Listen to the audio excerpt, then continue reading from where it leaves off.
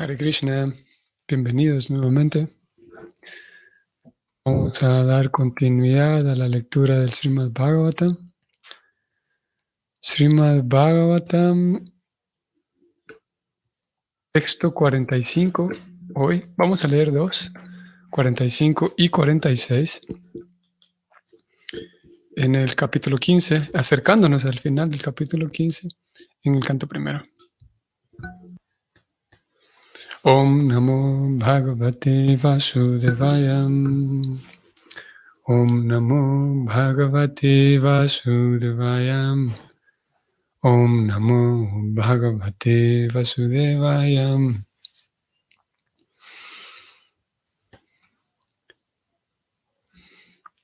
Sarvetam Anunirjagmur Bratara Krita Nischayam Kalina Dharma Mitrena Dristuasprista Praya Bhuvi. La traducción de este verso es la siguiente. Los hermanos menores de Maharaj Yudhishthira observaron que la era de Kali ya había llegado a todas partes del mundo y que los ciudadanos del reino ya estaban afectados por la práctica irreligiosa. En consecuencia, decidieron seguir los pasos de su hermano. En este verso y el verso siguiente, 45 y 46, vamos a enterarnos de la reacción de los Pándavas, los hermanos menores, tal como lo dice de forma literal el verso, de manera directa, los hermanos menores de Yudhishthira, o sea, los Pándavas restantes, comenzando con Bhima, Arjuna, Nakula y Sahadeva. Ellos, como lo acabamos de leer, deciden seguir los pasos de su hermano.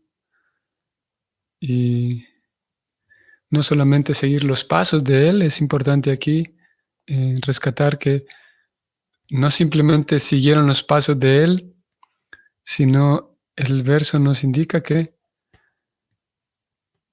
ellos mismos no lo hicieron de manera ciega, no simplemente por presión, porque hay diferentes posibilidades del por qué ellos se fueron con su hermano menor. Una posibilidad sería de que ellos no sabían cómo reinar, por ejemplo, o que ellos tenían miedo, o que ellos estaban muy endeudados con su hermano, o muy presionados por él. Pero el verso indica que ellos mismos, los Pándavas restantes, fueron capaces de observar con los mismos ojos que Yudhishthira. Así que no había ninguna presión de ningún tipo, sino que su acto fue igual de inteligente que Yudhishthira. Ellos por su propia cuenta concluyeron lo mismo que Yudhishthira, y es que ya por todos lados hay la influencia de Kali. La influencia de la era de Kali se extiende ya, y en todos lados, todos los ciudadanos ahora están llevando una vida irreligiosa. Los ciudadanos del reino ahora llevan prácticas irreligiosas, y con la caída o el deterioro de la práctica religiosa, naturalmente también se deteriora la práctica o la observancia de la ética y la moral. Porque la práctica religiosa abarca lo ético y lo moral, ¿no? También, si alguien está muy, muy determinado a hacerlo, habrá quien consiga llevar una práctica religiosa sin moral y sin ética. Al menos una práctica religiosa, ¿cómo se llama? Externa, superficial. Porque estrictamente hablando, la práctica, una vida religiosa, incluye de manera natural la moral y la ética. Y dentro de la moral y la ética, naturalmente y lógicamente está incluido el respeto, la consideración por los demás, la empatía, etc. lo cual genera una convivencia grata. Y no solamente grata, sino una convivencia propicia para el progreso espiritual, para la convivencia espiritual. Por lo tanto, una convivencia más satisfactoria. Pero entonces,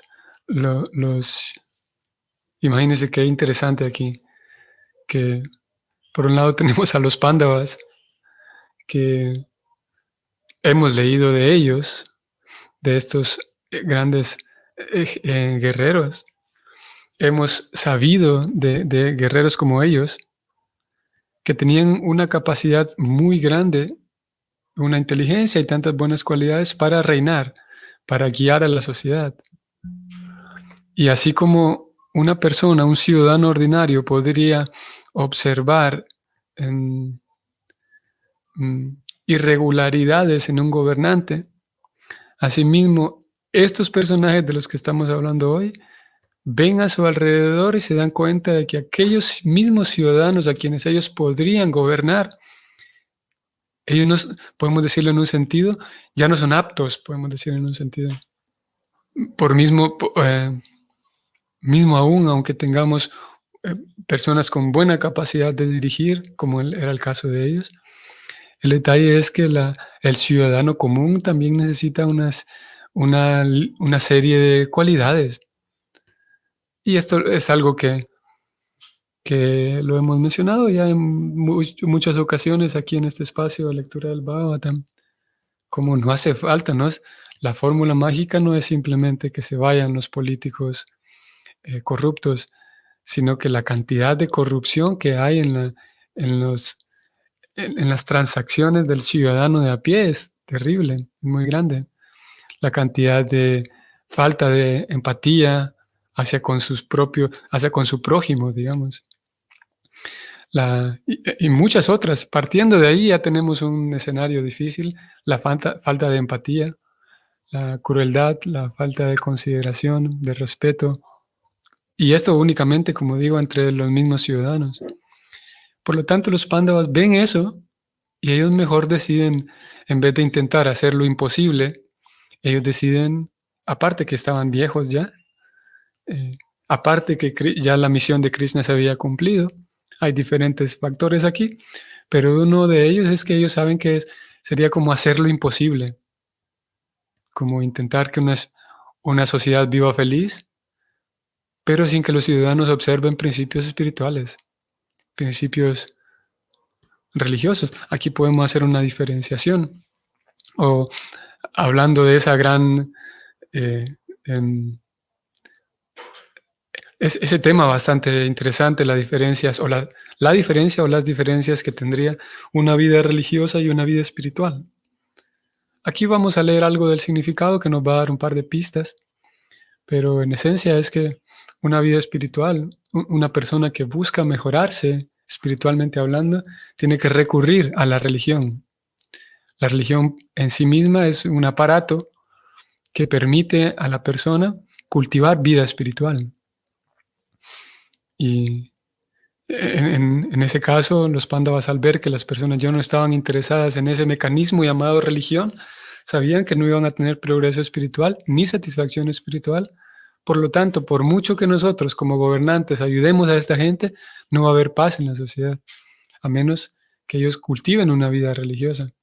Pero por la llegada de Kali, era natural que todos los ciudadanos iban a tener lo contrario, una vida irreligiosa. Por lo tanto, los Pándavas dijeron, ok, vámonos, y por nuestro propio bien. Y como decíamos ayer, no huyendo. Tanto Yudhishthira como los Pándavas no es que salen huyendo por temor, por miedo. También lo leímos hace un par de significados atrás, que el devoto no le tiene temor. Los Pándavas no salieron temerosos de ese Kali Yuga, sino por el contrario, contentos de que llegó el momento para por fin dedicarnos a Krishna. Okay, el significado es el siguiente. Los hermanos menores de Maharaj Yudhishthira ya eran seguidores obedientes del gran emperador y habían sido lo suficientemente preparados como para conocer la meta última de la vida. Ellos, por lo tanto, siguieron de un modo decidido a su hermano mayor. en lo referente a prestarle servicio devocional al Señor Sri Krishna. De acuerdo con los principios Sanatana Dharma, uno debe retirarse de la vida familiar al acabarse la mitad de la duración de la vida y debe dedicarse a la autorrealización. Pero la cuestión de ocuparse no siempre está decidida. A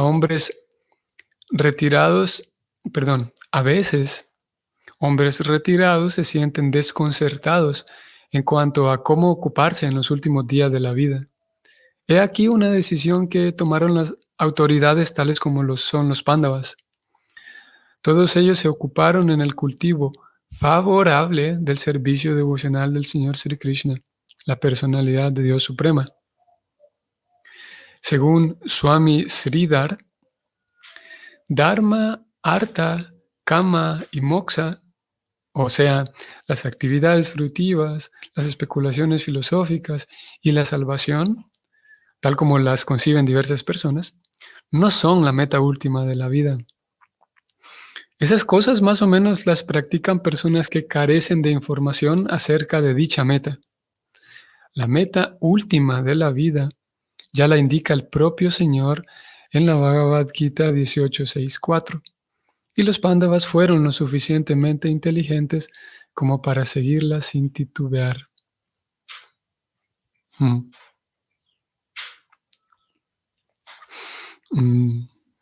Voy a retroceder un momento aquí mismo en el significado para señalar un par de cosas, como por ejemplo aparece este concepto, Sanatana Dharma. Algunos de ustedes tal vez lo recuerden, haberse encontrado con este concepto en los escritos de Prabhupada. Y en este contexto en el que estamos, siguiendo la línea de raciocinio y la línea de ideas que él ha traído desde versos anteriores hasta llegar aquí, en este contexto, Sanatana Dharma es un significado, voy a volver, me parece que incluso en el texto anterior aparece el sinónimo. Aquí está, sí. Ambos son sinónimos. Varna Asrama Dharma sería, como dije, un sinónimo de Sanatana Dharma. Hay una pequeña diferencia, hay una ligera diferencia, pero como hoy Prabhupada lo está usando en este significado es igual. Y como decíamos ayer, Varna Asrama Dharma se refiere a aquella distribución social, aquel esquema social diseñado para que cada individuo, cada persona, lleve una vida que sea acorde con sus habilidades, con sus vocaciones, y aporte a la sociedad algo que la sociedad necesita,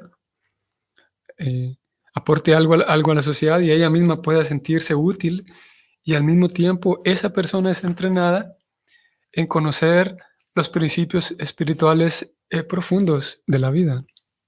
O, siguiendo la palabra de Prabhupada hoy, la meta última de la vida. Voy a moverme nuevamente aquí en el texto para ir nuevamente al texto de hoy, el que acabamos de leer. En ese Sanatana Dharma, que es ese esquema que vamos a decirlo así, que crea y diseña ciertas labores sociales, como por ejemplo, toda sociedad necesita de médicos, por ejemplo. Toda sociedad necesita de maestros que eduquen a los niños.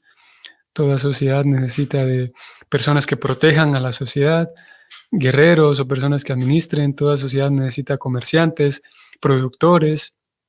Y este Sanatana Dharma, el Varna Asrama Dharma, tenía cada uno de esas plazas, digamos, de esas vacantes, para que cada persona se acoplara a cualquiera de ellas. Y este sistema estaba diseñado de acuerdo a la condición, con herramientas muy profundas de psicología, de sociología, que permitían eso, que permitían que la persona viviera una vida más plena. Y indudablemente, también, como dije, la persona era entrenada en conocer los valores espirituales de la vida. Y en fin de cuentas,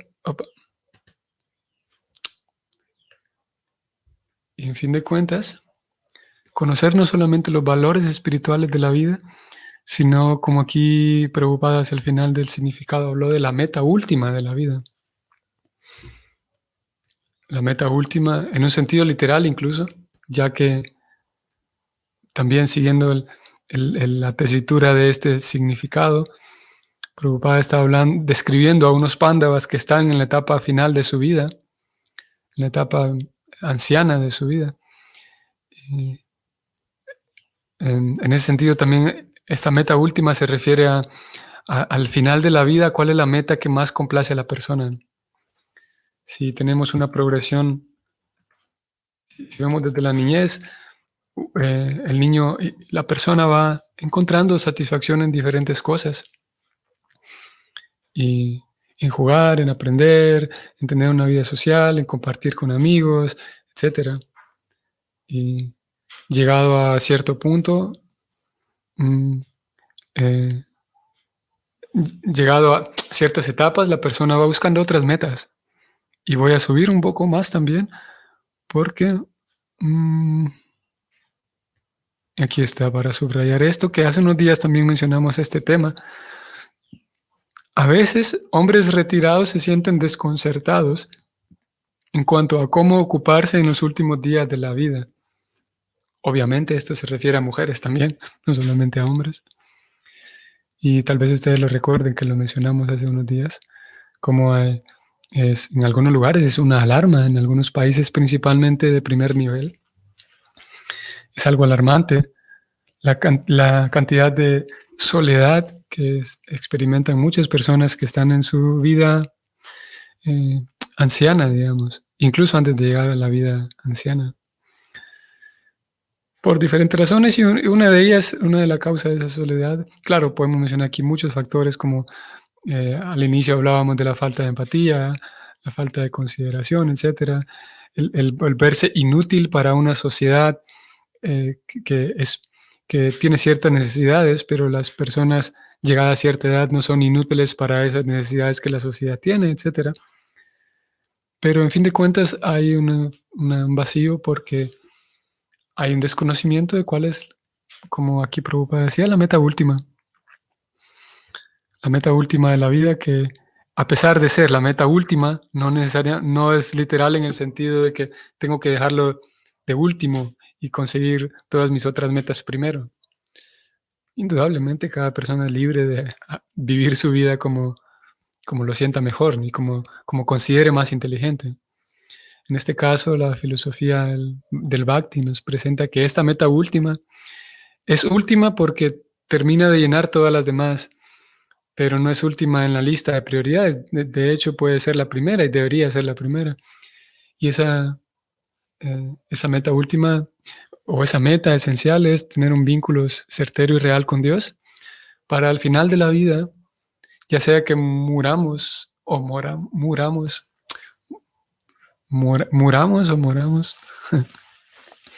ya sea que al final de nuestra vida venga en la vejez, o ya sea que enfrentemos la muerte a una edad más temprana, aún así la meta última de la vida es que al final de la vida podamos regresar a casa, podamos estar con la conciencia suficientemente madura y limpia y lista para volver a casa.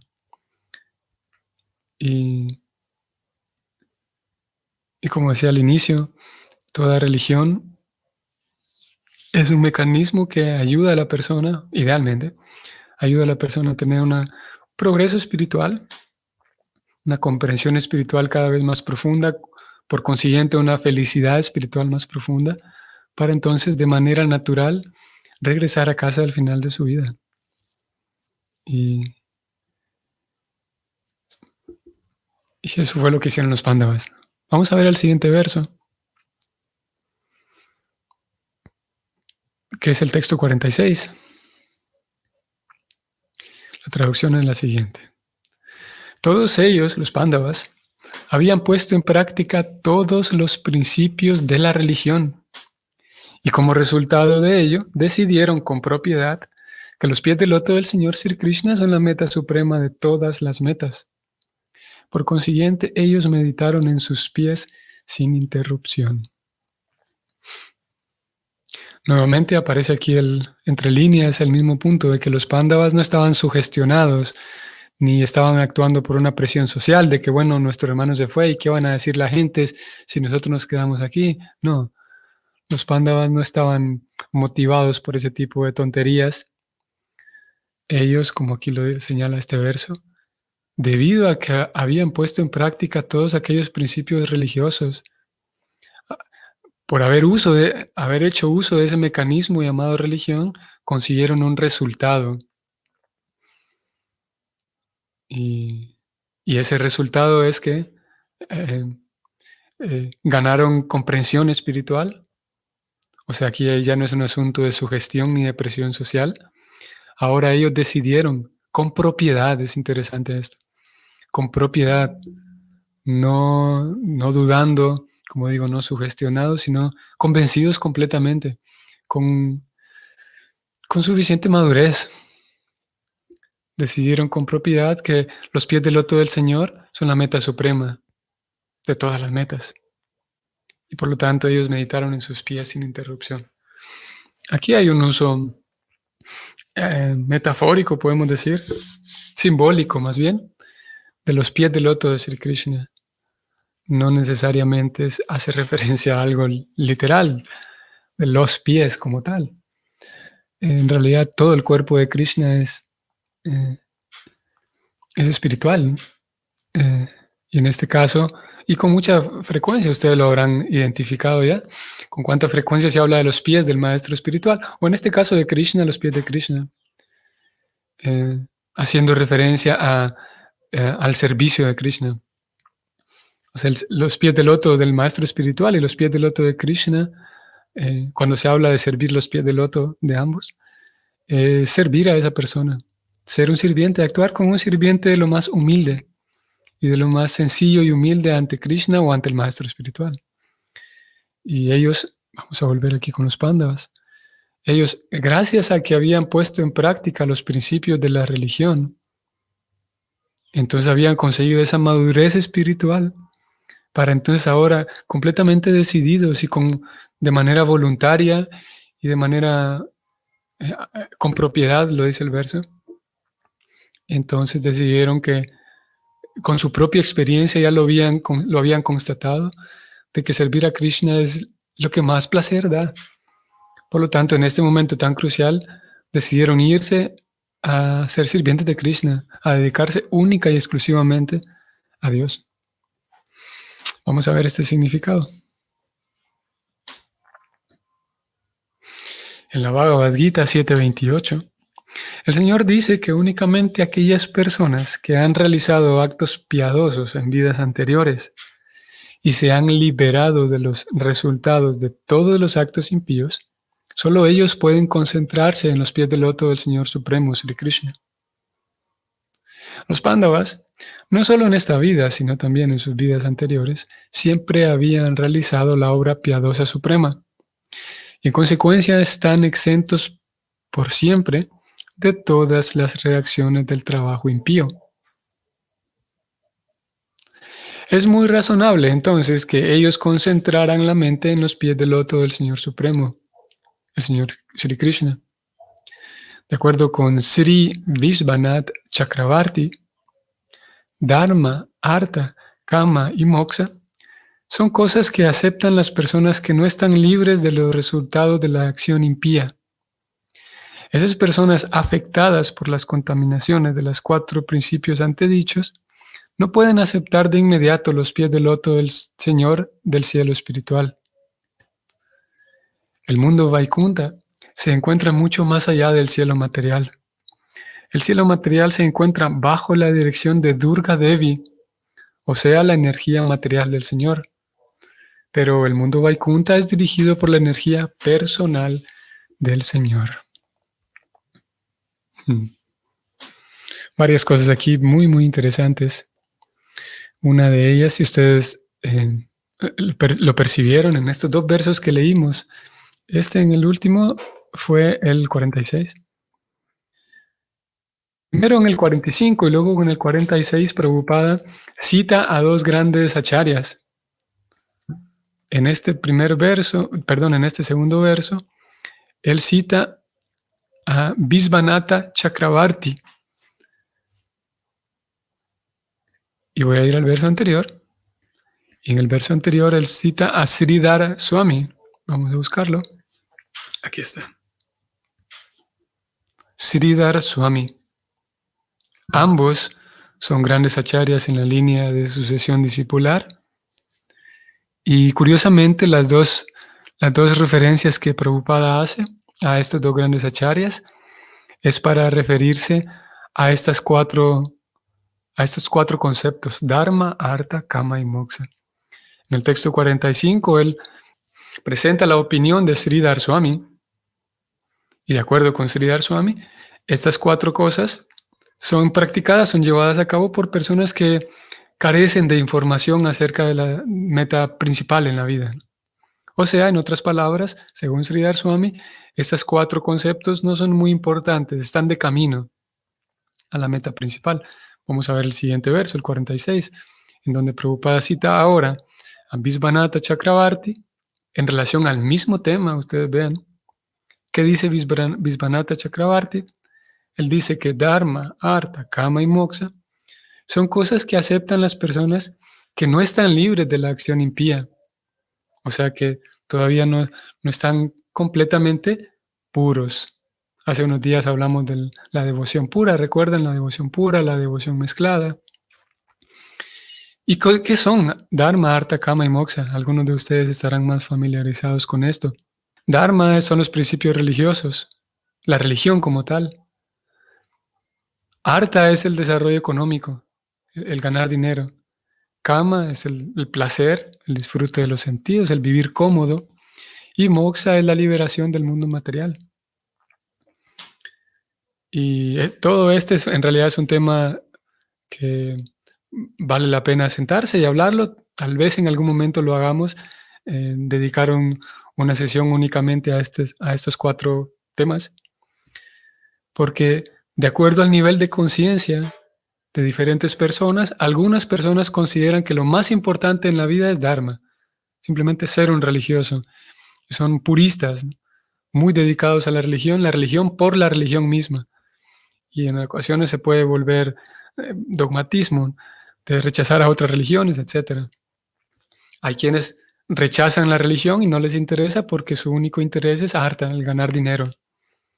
Y ellos consideran y se sienten felices y plenos ganando dinero, fundando empresas, ganando dinero, etc. Hay quienes rechazan la religión, no son religiosos, no les interesa tanto la parte del dinero tampoco, pero ellos buscan vivir felices, vivir cómodos en la vida, vivir placenteramente. Obviamente estos dos están más relacionados entre sí. Si tienes dinero, vas a vivir más placentero, en general. Y moksha, finalmente. Algunos consideran que la meta final de la vida es moksha y aspiran al final de la vida a liberarse del mundo, liberarse del sufrimiento. Sin embargo, de acuerdo con Prabhupada y estos dos acharyas que él citó, esas cosas no son las más importantes en la vida. Uno sigue y aferra su vida a esas cosas mientras uno no está limpio, no está puro. Pero cuando uno consigue la pureza del corazón y de la comprensión, uno entiende, de acuerdo con estos grandes acharyas de quienes estamos leyendo hoy, uno entiende que lo mejor es entregarse a Dios. Independientemente si Dios me quiere sacar de este planeta, tan loco planeta, independientemente si Dios me quiere llevar a los infiernos, si me quiere llevar al cielo, si me quiere llevar al cielo material o de vuelta a casa, no importa. Yo soy un sirviente de Dios y consigo placer únicamente en servir a Dios, no importa dónde me encuentre. Ese es, en teoría, como es la forma de pensar de un devoto completamente puro, que ya su vida no la aferra a simplemente ser un religioso o simplemente vivir cómodo, vivir con dinero, o incluso liberarse, salir corriendo de este mundo material tan loco. De acuerdo con el Bhakti, un devoto puro, él no teme ir a ningún lugar porque él sabe que siempre y cuando yo esté sirviendo a mi Señor, me voy a encontrar feliz. Y hay un verso en el Bhagavatam que textualmente dice eso. Narayana para sarve, Nakutaschana Bibyati. Vamos a buscarlo y con esto cerramos. Nakutaschana Bibyati. Swarga apavarga narakeshu apituliar tadarshanam. Canto 6, capítulo 17, texto 28. Narayana para sarve. Nakutaschana Bibyati. Swarga apavarga narakeshu apituliarta darshinaha. La traducción muy linda dice: los devotos que están exclusivamente dedicados al servicio devocional de la Suprema Personalidad de Dios, Narayana, no sienten temor de ninguna circunstancia en la vida. Ayer hablamos del temor. Para ellos, los planetas celestiales, la liberación y los planetas infernales son lo mismo, pues el único interés de esos devotos es el servicio del Señor. Así que vamos a detenernos aquí. Los Pándavas sabían muy bien eso y se fueron a dedicar al final de su vida únicamente a entregar su corazón a Krishna. No ansiosos y codiciosos de por fin voy a salir huyendo de este mundo material, por fin me voy a ir a casa, sino que simplemente a servir a su amado Señor. Independientemente si Krishna los llevaba inmediatamente ya para casa, o los dejaba en el mundo material, o los mandaba a algún planeta infernal, ellos, como es característica de los devotos puros, aprovecharon ese momento simplemente para ir a entregar su corazón y entregarse a sí mismos a Krishna. Ok, vamos a detenernos aquí. Como les compartía, esta semana, a partir de mañana, vamos a detener las transmisiones del Bhagavatam para retomarlas el próximo lunes. Así que espero que pasen una semana agradable, provechosa, una semana santa, agradable y santa de verdad. Un feliz domingo también para ustedes. Hare Krishna.